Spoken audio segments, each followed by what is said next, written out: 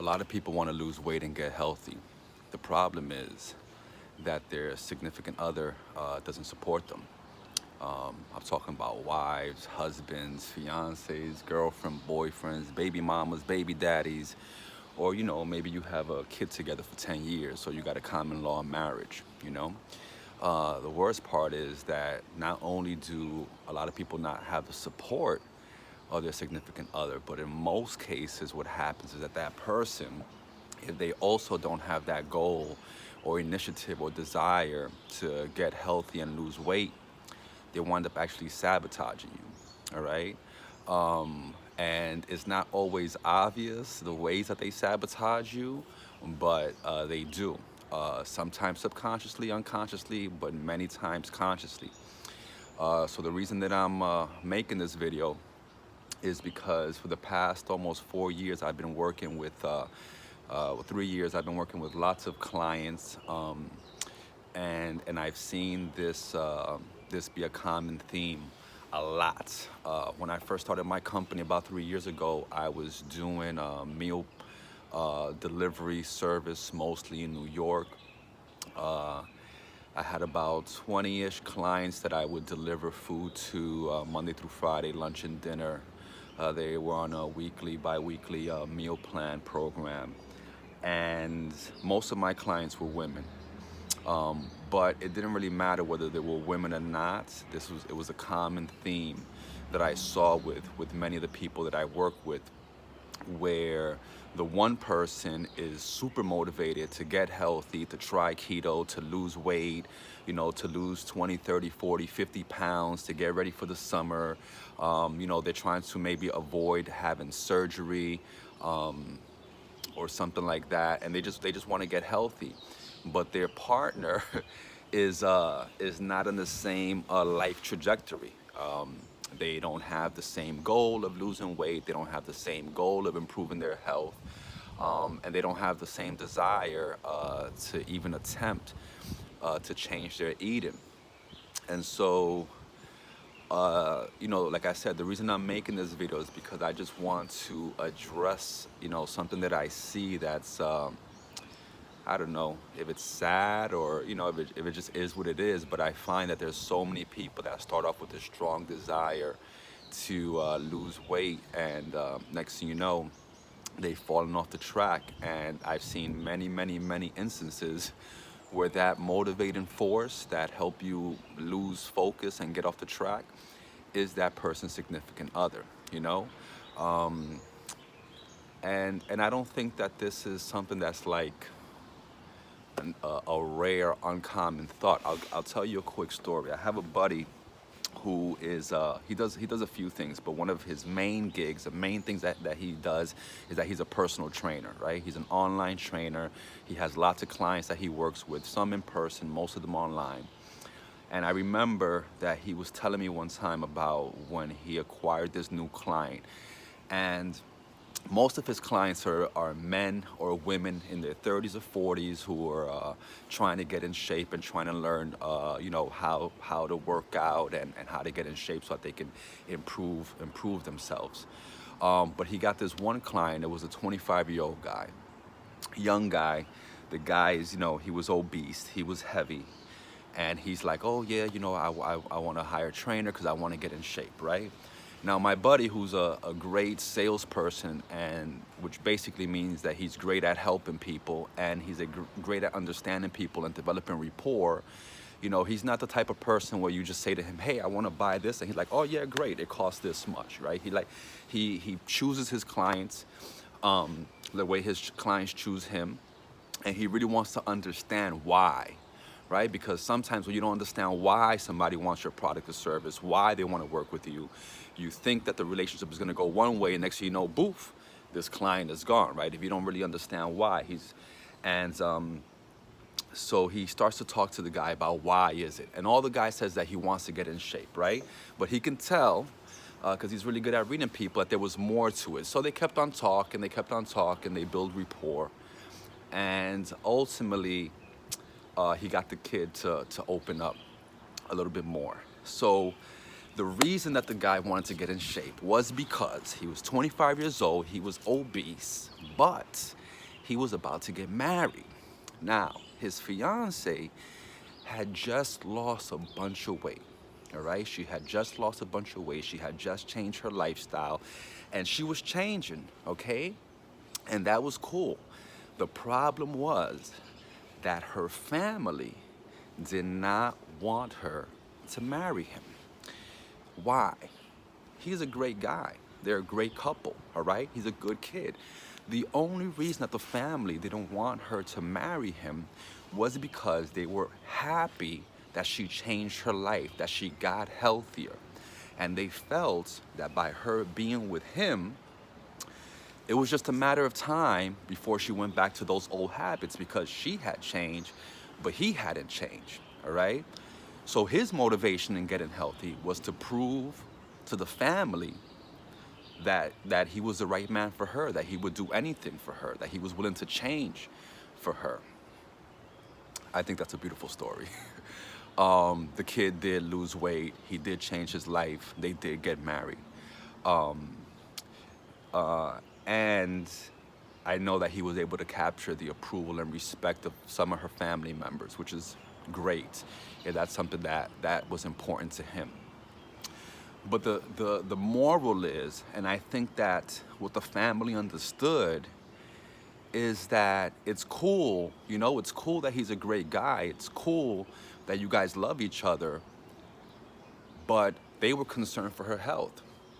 They were concerned for her health, and they knew that if this young lady was to marry this guy who doesn't have the same concern for his health, who doesn't have the same goals, that it's probably the case that in time she was going to revert to her old eating habits. I've worked, like I said, I had a meal delivery service in New York City that I ran for about a year. I had over 20-something clients. Most of them were women. And I would see this often. I would see it often when I would come, deliver the food to the lady. She would be excited. She would start eating her food. In many cases, even though she was eating her keto diet that I was bringing for her, she still had to cook her man's food, which was non-keto. And when I would deliver the food sometimes, like oftentimes the significant other's body language, whether they were male or female, this is not a man-woman thing, whether they were male or female, I can just tell. I can just tell in the body language of their significant other when I would come and deliver the food, man, it's just a matter of time before this person won't be doing keto anymore. Because there was no real support from that person. There was not that like, hey baby, I'm in this with you, we're gonna do this, let's change, Now, am I saying that if you start keto or start a new lifestyle or start getting healthy that your partner has to do it with you? No, I'm not saying that at all. But what I am saying, and I want to shine light on, is this. You need to understand that there's like this law of synchronization, law of proximity. You can call it whatever you want to call it. But basically, people become who they spend time with. Literally. People become who they spend time with. So if you're in a relationship with someone and you decide, hey, I'm going to get healthy, I'm going to start a new healthy lifestyle, in time, either your spouse is going to be inspired, invigorated to join you, right? Because if you're both unhealthy and now you start making changes and you're getting up, you're working out, you're changing how you're eating, in time your spouse is either going to be influenced by you to also make those changes, or you're going to go back to who you guys were before you started this new health kick. And so I just really want you to to give thought to that and just have an awareness. Now, am I saying that you got to do the J-Lo diet, right? No, I'm not saying you got to do the J-Lo diet. The J-Lo diet. If you can't change the person, well then you just change the person. I'm not saying that. Okay, what I'm saying is that if you have a significant other, or just someone who you spend a lot of time with. Maybe you don't have a significant other. Maybe it's your sister who you're like inseparable, or your bestie who you're inseparable, and you're both having an unhealthy lifestyle currently, and one of you wants to change, if that other person doesn't change, it's going to be very hard.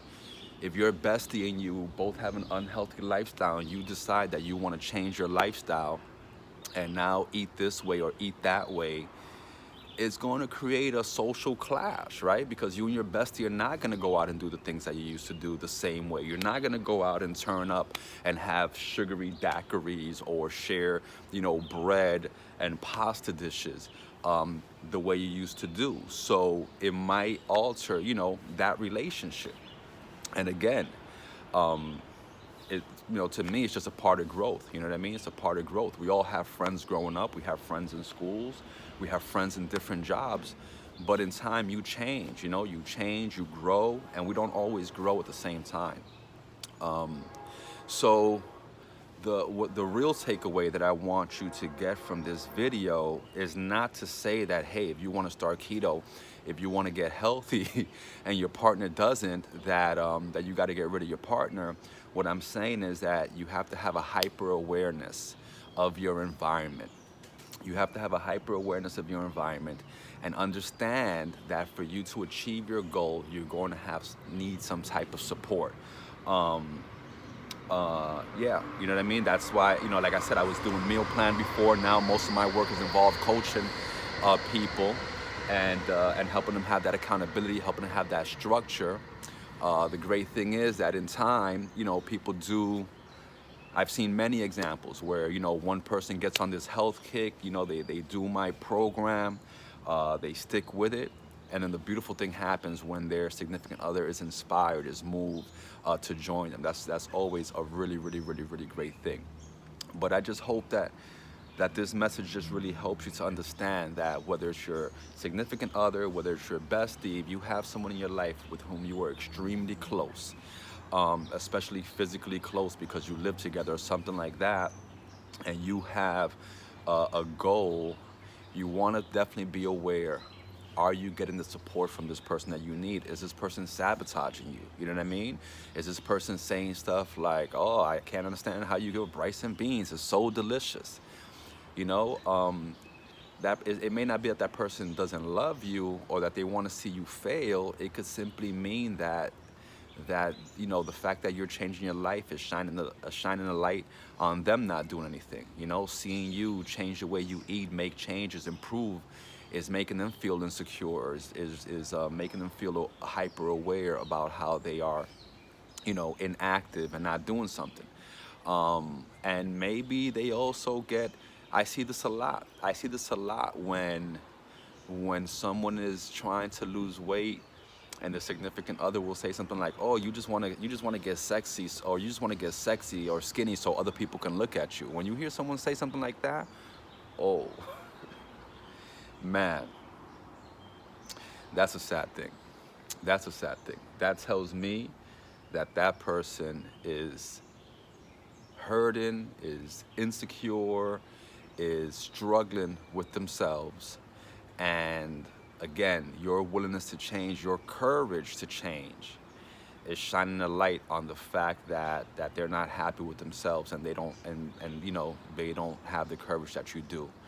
And so that's something you want to be very, very, very wary of. So I hope you guys found this message, of value, helpful. If you know someone, someone that might be dealing with a situation like this, and they want more one-on-one advice on what to do, on how to deal with the situation, or on how to, I'm not, like I said, I'm not trying to break anybody up.